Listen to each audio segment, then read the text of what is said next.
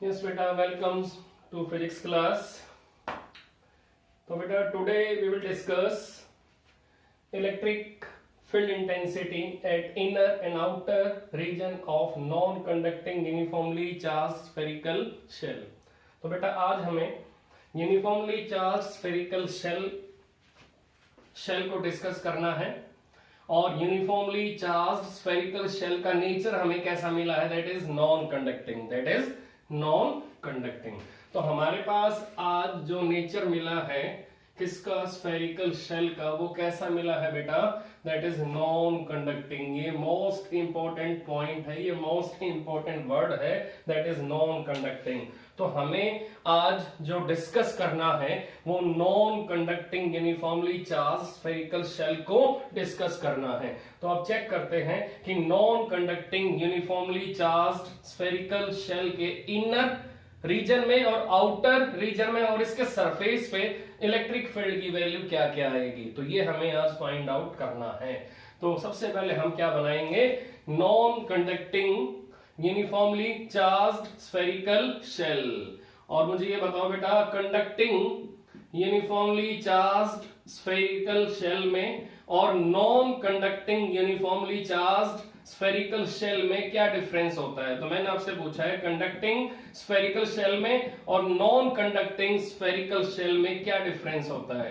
Conducting spherical shell में सारा का सारा चार्ज कहां रिजाइड करेगा, कहां पर आएगा, आउटर सरफेस पे आएगा, और नॉन कंडक्टिंग में आपका सारा का सारा चार्ज आपका कहां पर डिस्ट्रीब्यूट होगा, कंप्लीट वॉल्यूम में डिस्ट्रीब्यूट होगा। तो मैंने क्या बताया आपको कि अगर शेल का नेचर कंडक्टिंग होगा तो जो भी चार्ज आप कहीं पर भी रखोगे वो सारा का सारा आउटर सरफेस पे आ जाएगा, और अगर शेल का नेचर नॉन कंडक्टिंग होगा तो जो डिस्ट्रीब्यूशन होगा चार्ज का वो शेल के कंप्लीट वॉल्यूम पे होगा। तो यहां पर हमने शेल बना ली है। शेल का अब हम रेडियस मेंशन करेंगे। रेडियस हमने क्या लिया है, ए लिया है सेंटर से। नाउ अब इस स्फेरिकल शेल के अंदर और बाहर हम इलेक्ट्रिक फील्ड का वेरिएशन डिस्कस करने वाले हैं। तो अब चेक करते हैं कि अब यहां पर शेल के अंदर मैंने ए पॉइंट एज्यूम किया है। अब ए पॉइंट से गॉसियन सरफेस शेल के अंदर बनेगा।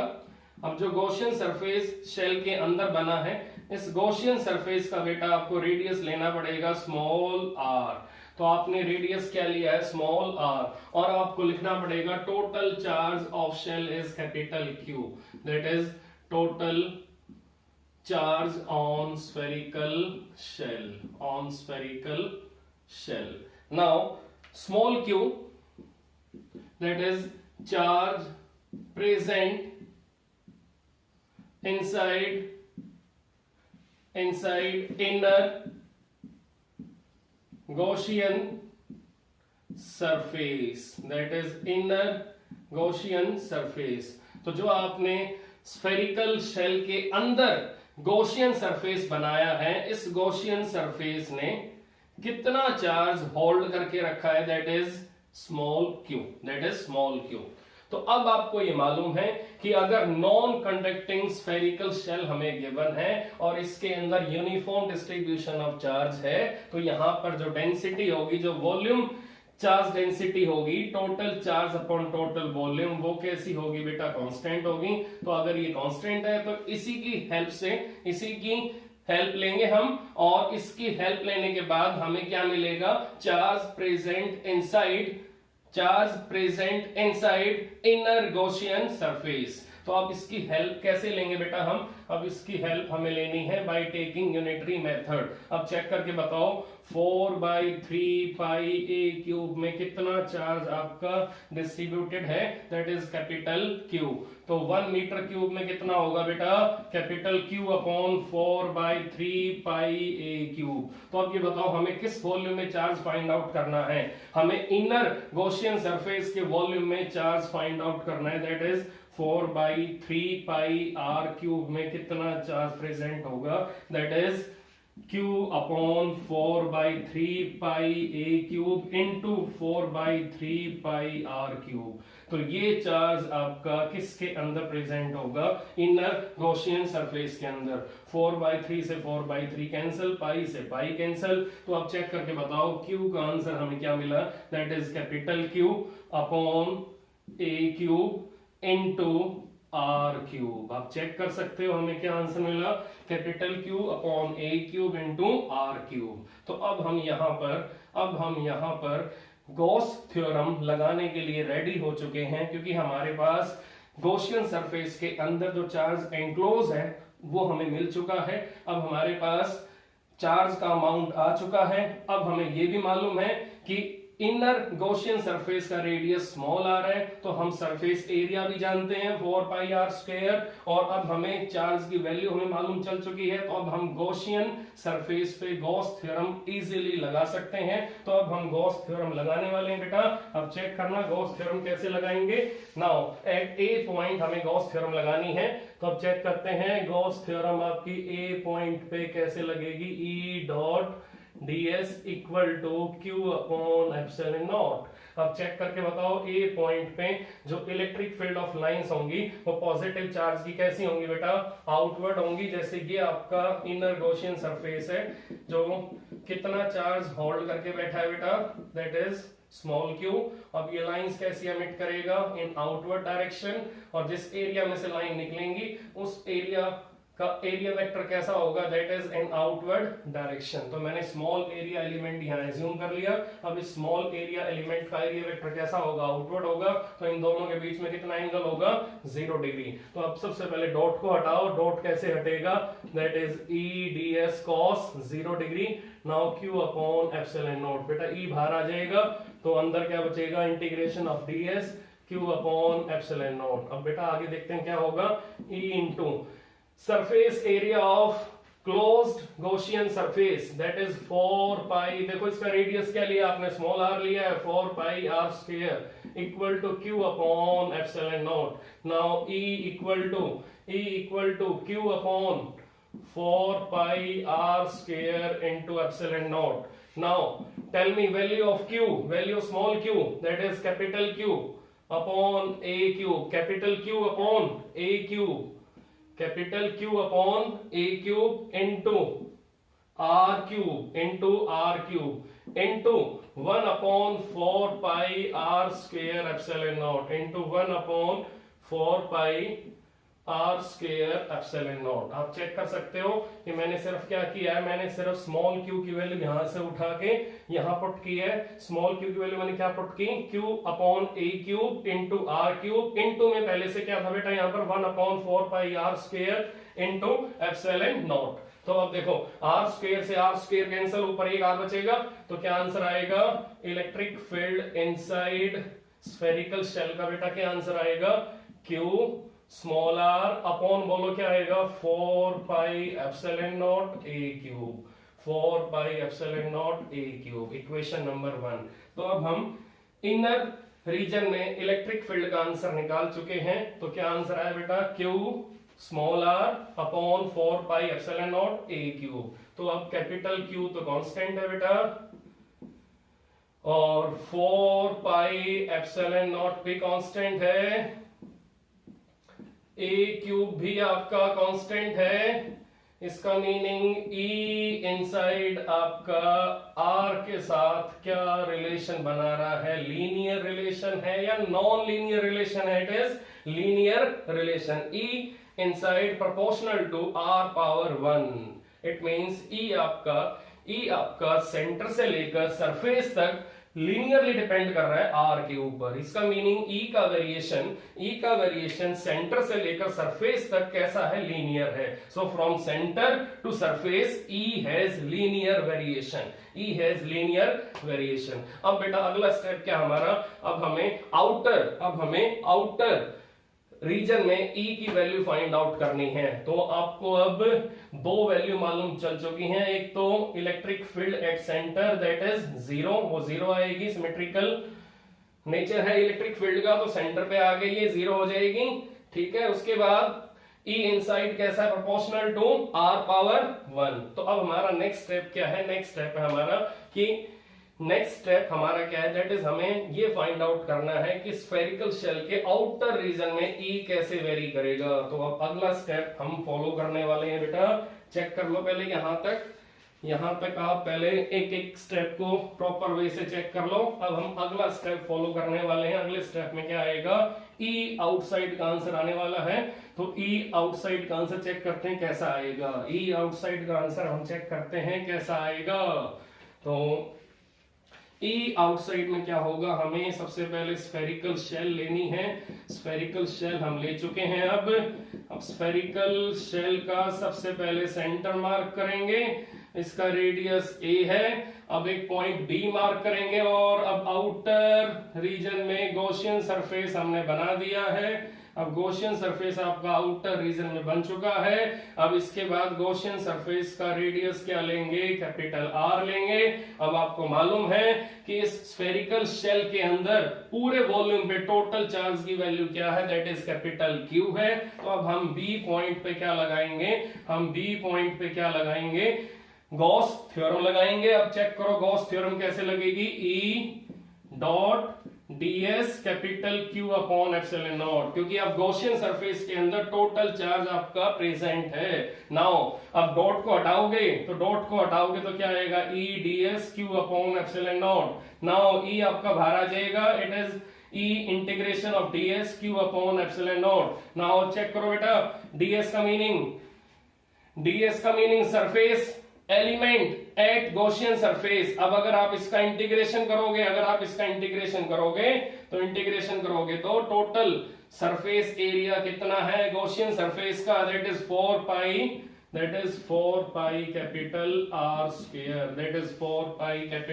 स्क्वायर। चेक कर सकते हो आप कि इस पॉइंट पे बी पॉइंट पे ई की डायरेक्शन कैसी होगी बेटा, बी पॉइंट पे ई की डायरेक्शन दैट इज आउटवर्ड, और एरिया वेक्टर भी कैसा होगा, दैट इज आउटवर्ड। तो इन दोनों में ई और ds में एंगल क्या बनेगा, 0 डिग्री बनेगा।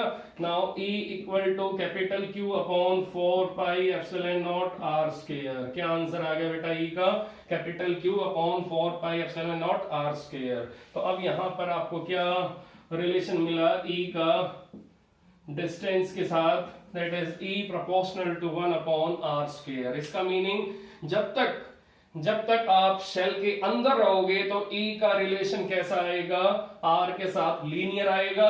अब जब आप स्फेरिकल शेल से बाहर आ जाओगे तो E का रिलेशन नॉन लीनियर हो जाएगा। चेक करना, E आपका आउटर रीजन में कैसा बिहेवियर शो कर रहा है, नॉन लीनियर, और इनर में कैसा बिहेवियर है उसका, लीनियर। और सेंटर पे उसकी वैल्यू क्या आएगी, दैट इज 0। तो सेंटर पे E का आंसर 0। और सेंटर के अलावा अगर आप इनर रीजन में घूमोगे तो इनर रीजन में क्या मिलेगा आपको, E प्रोपोर्शनल टू R। और अगर आपकी विजिट शेल से बाहर होगी तो आपको वेरिएशन क्या मिलेगा, E proportional to 1 upon R square. तो बेटा अब हम इसका ग्राफ बनाएंगे, that is equation number 1 and this is equation number 2। तो अब ग्राफ बनाने से पहले एक पॉइंट और डिस्कस कर लेते हैं कि electric field at surface of spherical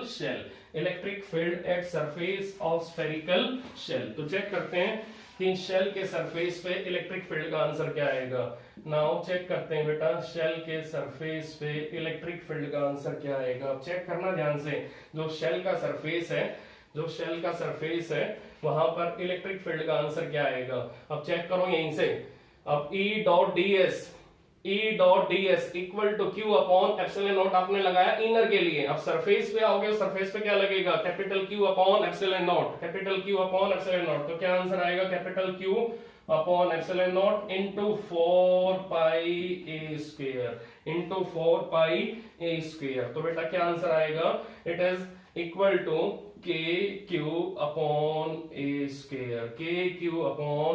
square. आप चेक कर सकते हो, E at surface equal to KQ upon a square. आप इसको अलग मेथड से भी लिख सकते हो। अलग मेथड से कैसे लिखोगे कि आप यहां पर K की वैल्यू हटा दो, that is 4 pi epsilon not. Q को किस फॉर्म में लिखोगे, डेंसिटी की फॉर्म में। डेंसिटी का meaning volume charge density into into volume of spherical shell, that is 4/3 pi a cube, और नीचे क्या है a स्क्वायर है, नीचे क्या है बेटा a स्क्वायर है, 4 से 4 कैंसिल, 4 से 4 कैंसिल, पाई से पाई कैंसिल, तो E एट सरफेस का हमें एक आंसर और मिल गया, that is rho means volume charge density, rho into a square से ए स्क्वायर कैंसिल, ऊपर a बचेगा, ऊपर a बचेगा, नीचे बोलो क्या आएगा, नीचे 3 इंटू एप्सिलॉन नॉट, नीचे क्या आएगा 3 इंटू एप्सिलॉन नॉट। तो आप चेक कर सकते हो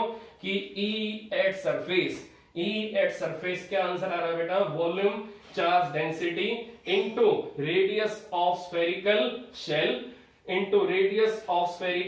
shell and upon 3 into epsilon naught, 3 into epsilon naught. Now this is electric field intensity at surface of spherical shell, और shell का नेचर कैसा है, that is non conducting। तो मैंने आपको कितने आंसर अभी तक बताए हैं, that is E इनसाइड का बताया आपको answer, capital Q R upon 4 pi epsilon naught A cube, ठीक है।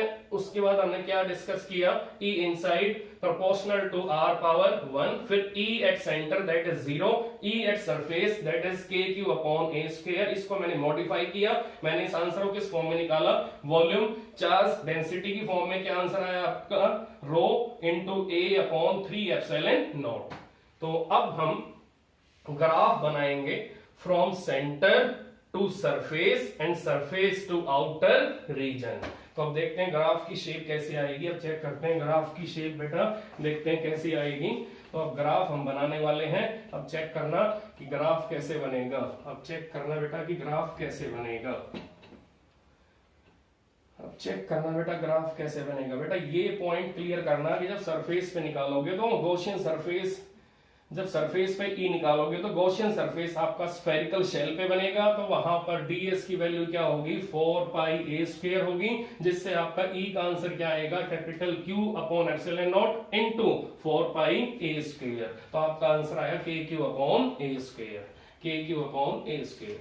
तो अब चेक करते हैं कि E का वेरिएशन कैसा आएगा डिस्टेंस के साथ। डिस्टेंस हमने कहां से लिया, सेंटर से, O पॉइंट का मीनिंग सेंटर, O पॉइंट का meaning centre of spherical shell.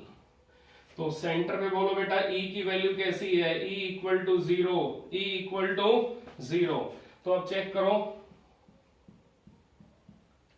ये डिस्टेंस कौन सा है बेटा, ये डिस्टेंस वो है जिसपे E आपका मैक्सिमम हो जाएगा।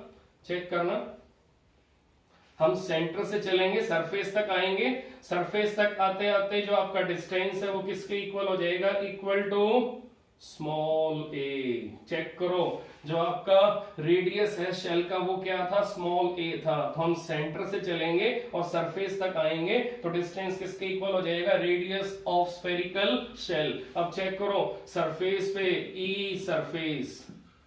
सरफेस पे बोलो क्या आंसर है इलेक्ट्रिक फील्ड का, that is KQ upon A square. और इसका दूसरा मॉडिफिकेशन क्या था, that is rho A upon 3 epsilon naught, rho A upon 3 epsilon naught. Now और एट सेंटर क्या आंसर था बेटा, 0, और सेंटर से सरफेस तक रिलेशन कैसा था हमारा, E का डिस्टेंस के साथ लीनियर था। तो डिस्टेंस के साथ जो हमारा रिलेशन आएगा डिस्टेंस के साथ फ्रॉम सेंटर टू सरफेस वो कैसा आएगा, लीनियर आएगा। हम क्या लिखेंगे, E proportional to R power 1, E proportional to R power 1।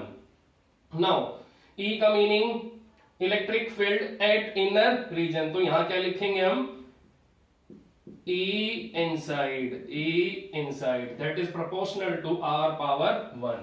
Now this is R power 1. Now at outer space, in outer region, बेटा क्या आंसर आया था, at outer region हमें क्या आंसर मिला था, KQ upon R square, K capital Q upon R square. Now it will decrease, E at outer proportional to 1 upon R square, proportional to 1 upon R square। तो check करना बेटा ध्यान से कि अगर हम सेंटर से सरफेस तक आएंगे तो रिलेशन आपका कैसा होगा, लीनियर। और अगर हम सरफेस से आउटर स्पेस में जाएंगे तो रिलेशन कैसा हो जाएगा, that is non linear. So this is all about discussion of electric field intensity at inner and outer region of non-conducting uniformly charged spherical shell, uniformly charged non-conducting spherical shell। तो अब बेटा हम Gauss theorem complete कर चुके हैं। अब हम Gauss theorem की कुछ स्पेशल एप्लीकेशंस भी करेंगे, वो मैं आपको नेक्स्ट लेक्चर में कराऊंगा, जिसमें हम क्या क्या लेंगे, एक solid uniformly charged conducting cylindrical body लेंगे, उसके अराउंड हम इलेक्ट्रिक फील्ड की वैल्यू फाइंड आउट करेंगे। तो solid uniformly charged cylindrical body के अराउंड हमें इलेक्ट्रिक फील्ड की वैल्यू फाइंड आउट करनी है बाय यूजिंग गॉस थ्योरम। इसी टाइप से हम क्या लेंगे, ए solid non conducting uniformly charged cylindrical body, हम उसके अंदर भी निकालेंगे इलेक्ट्रिक फील्ड और उससे बाहर भी निकालेंगे इलेक्ट्रिक फील्ड। तो वो भी हम डिस्कस करेंगे, हम नेक्स्ट लेक्चर में ये सब डिस्कस करेंगे। तो अब हमें टॉपिक नया स्टार्ट करना है, दैट इज इलेक्ट्रिक पोटेंशियल। तो हमारा नेक्स्ट टॉपिक है इलेक्ट्रिक पोटेंशियल। तो बेटा नेक्स्ट टॉपिक हम डिस्कस करेंगे इलेक्ट्रिक पोटेंशियल। तो अब चेक करते हैं इलेक्ट्रिक पोटेंशियल क्या चीज है, हम इलेक्ट्रिक पोटेंशियल को कैसे डिफाइन करेंगे, now we have electric potential.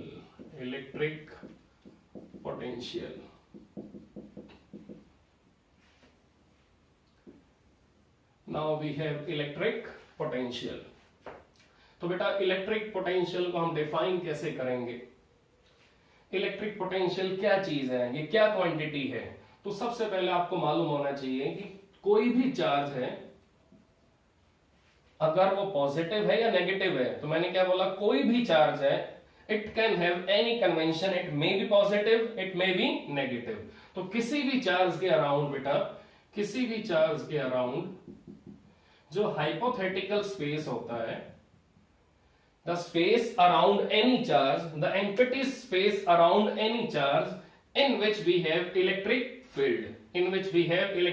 field, तो बेटा space around any charge in which any other charge can experience force of attraction and force of repulsion is known as electric field of that charge। इसका meaning हर charge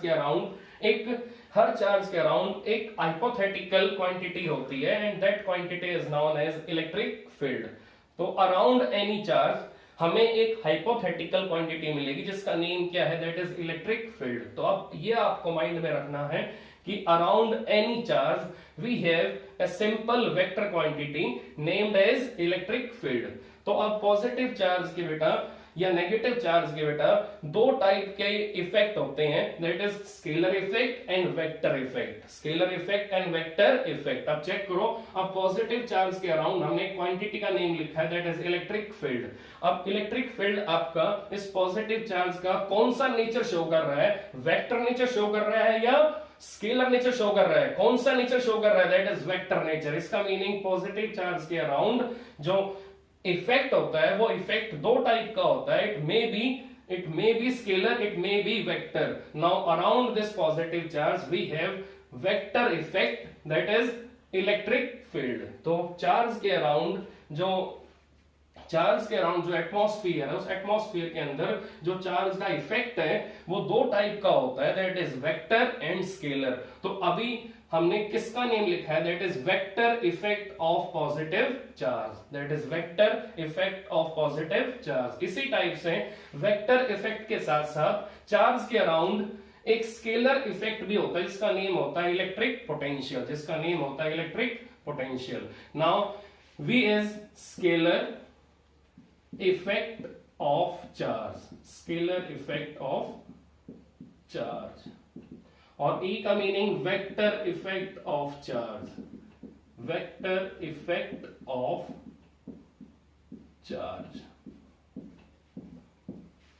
तो अगर हमने एक point charge assume किया है और point charge के अराउंड हमने दो टाइप के इफेक्ट डिस्कस किए हैं, that is vector effect and scalar effect, तो आपको यह मालूम होना चाहिए कि पॉजिटिव चार्ज के अराउंड जो वेक्टर इफेक्ट होगा उसकी वजह से एनी अदर चार्ज एक स्पेसिफिक डायरेक्शन में मूव करना स्टार्ट करेगा। तो मैं रिपीट कर रहा हूं कि पॉजिटिव चार्ज के अराउंड जो वेक्टर इफेक्ट होता है उस वेक्टर इफेक्ट की वजह से कोई भी टेस्ट चार्ज, कोई भी एक्स्ट्रा चार्ज, कोई भी अदर चार्ज अगर यहां आएगा तो वो एक स्पेशल डायरेक्शन में मूव करना स्टार्ट कर देगा, या तो वो रिपेल होगा या वो अट्रैक्ट होगा along the direction of electric field, along the direction of electric field. इसका मीनिंग यहां पर इस पॉजिटिव चार्ज के अराउंड जो वेक्टर इफेक्ट है उस वेक्टर इफेक्ट से extra charge, other charge, test charge आपका एक स्पेशल डायरेक्शन में मूव करेगा, या तो वो रिपेल होगा या वो अट्रैक्ट होगा। इसका मीनिंग इस इलेक्ट्रिक फील्ड का मेन पर्पस क्या है, चार्ज को एक स्पेशल डायरेक्शन में,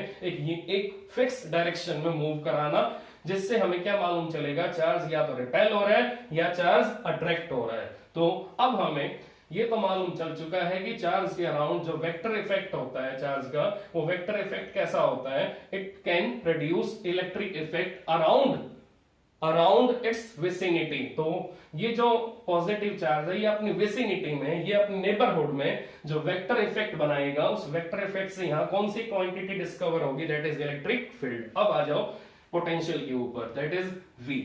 तो पॉजिटिव चार्ज के अराउंड जो स्केलर इफेक्ट होता है चार्ज का, उस स्केलर इफेक्ट से क्या होता है बेटा कि यहां अगर कोई एक्स्ट्रा चार्ज आएगा तो वो एक्स्ट्रा चार्ज इस पॉजिटिव चार्ज से एनर्जी गेन करेगा, इस पॉजिटिव चार्ज से एनर्जी गेन करेगा। अब ये उस एनर्जी से या तो यहां से रिपेल होगा या यहां से वो अट्रैक्ट होगा। अब डिपेंड करता है यहां जो चार्ज आपने रखा है वो नेगेटिव है पॉजिटिव, अगर वो नेगेटिव होगा तो अट्रैक्ट होगा, और अगर वो पॉजिटिव है तो यहां से वो रिपेल होगा। इसका मीनिंग क्या है कि अगर कोई एक्स्ट्रा चार्ज, अगर कोई टेस्ट चार्ज, अगर कोई अदर चार्ज किसी पॉजिटिव चार्ज के आसपास आएगा तो उसको उस पॉजिटिव चार्ज से एनर्जी मिलेगी, and that energy is known as electric potential, that energy is known as electric potential.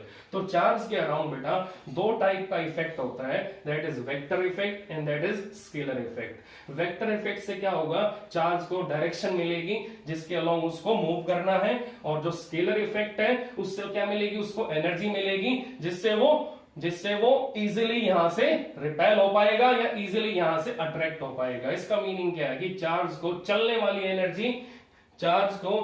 वाली एनर्जी किससे मिलेगी, पोटेंशियल से मिलेगी, और पोटेंशियल किसके अराउंड बनेगा, अराउंड पॉजिटिव और नेगेटिव चार्ज, अराउंड पॉजिटिव और नेगेटिव चार्ज। और चार्ज को डायरेक्शन किससे मिलेगी, इलेक्ट्रिक फील्ड ऑफ लाइन से। तो इसका meaning electric field of line charge को डायरेक्शन देगी, और चार्ज के अंदर एनर्जी कौन फिल करेगा, दैट इज इलेक्ट्रिक पोटेंशियल। तो इस पॉजिटिव चार्ज के अराउंड, या आप नेगेटिव लोगे, नेगेटिव चार्ज के अराउंड जो एटमॉस्फेयर है उसमें दो टाइप के इफेक्ट हैं, that is electrical effect, that is electric field, and number two is electric potential, number two is electric potential.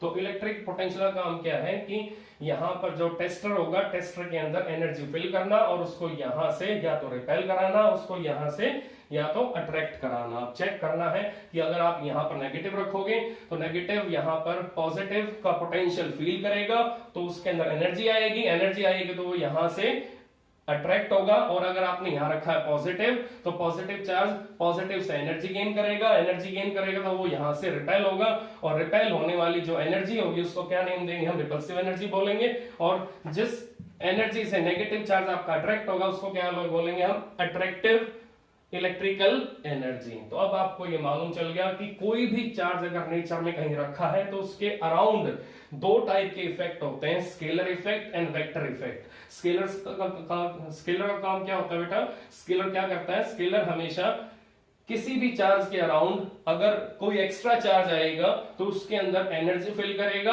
और वेक्टर इफेक्ट का काम क्या होता है कि कोई भी एक्स्ट्रा चार्ज अगर किसी चार्ज के अराउंड आएगा तो उस चार्ज को एक प्रॉपर डायरेक्शन देगा, कहां मूव करने के लिए, अवे फ्रॉम द चार्ज और टूवर्ड्स द चार्ज। तो इसका काम क्या है कि कोई भी चार्ज अगर यहां आएगा तो ये इलेक्ट्रिक फील्ड का काम क्या है कि उसको स्पेसिफिक डायरेक्शन में मूव कराना। तो यहां अगर चार्ज नेगेटिव आएगा तो वो अट्रैक्ट होगा, यहां अगर चार्ज पॉजिटिव आएगा तो वो यहां से एक प्रॉपर डायरेक्शन में रिपेल होगा, तो रिपेल होने की डायरेक्शन भी प्रॉपर होगी और अट्रैक्शन की डायरेक्शन भी प्रॉपर होगी। अब इसी टाइप से अब जब चार्ज आपका मूव करेगा तो उसके पास एनर्जी का भी होना चाहिए। अगर चार्ज आपका मूव करेगा तो उसके पास एनर्जी होनी चाहिए। अब एनर्जी कहां से आएगी? Due to electric potential. तो हर चार्ज के अराउंड जो एटमॉस्फेयर होता है उसमें दो टाइप का नेचर होता है, vector and scalar. Vector and scalar, तो वेक्टर हमने पहले डिस्कस कर ही लिया इलेक्ट्रिक फील्ड। अब हम किस पे आ रहे हैं? स्केलर इफेक्ट ऑफ चार्ज पे, that is scalar effect of charge and it is known as electric potential. तो अब चेक करते हैं कि इलेक्ट्रिक पोटेंशियल को हम डिफाइन कैसे करेंगे। इलेक्ट्रिक पोटेंशियल को हम डिफाइन कैसे करेंगे? Now we have plus q charge at any point in space. Now we have infinity. We have infinity. At infinity, its electric field of lines becomes zero. Its electrostatic force becomes zero. तो अब infinity पे मेरे पास एक test charge है q not. मेरे पास infinity पे एक test charge है q not. Now electric potential is defined as work done per unit test charge in bringing it from infinity to a point A where it can experience force of attraction or force of repulsion due to plus q charge, due to plus q charge. Now अब इसमें definition में की point क्या है बेटा? मैं दोबारा से एक बार रिपीट कर रहा हूं, work done per unit test charge in bringing it from infinity to a point where it can experience force of attraction or force of repulsion due to plus q charge, and plus q naught will come with zero acceleration from infinity to point A. तो इस definition में एक point और भी बेटा कि work done per unit test charge in bringing it from infinity to a point A without any acceleration where it can experience force of attraction or force of repulsion. तो अब इसकी पहले डेफिनेशन आप लिख लो, तो लिखोगे तो क्लियर हो जाएगी, फिर उसके बाद हम इसको एक्सप्लेन करेंगे। The work done per unit test charge in bringing it from infinity to a point A without acceleration. The work done per unit test charge in bringing it from infinity to a point A without acceleration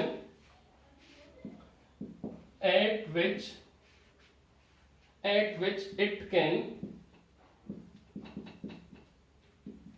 experience force of attraction or force of repulsion. The work done per unit test charge in bringing it from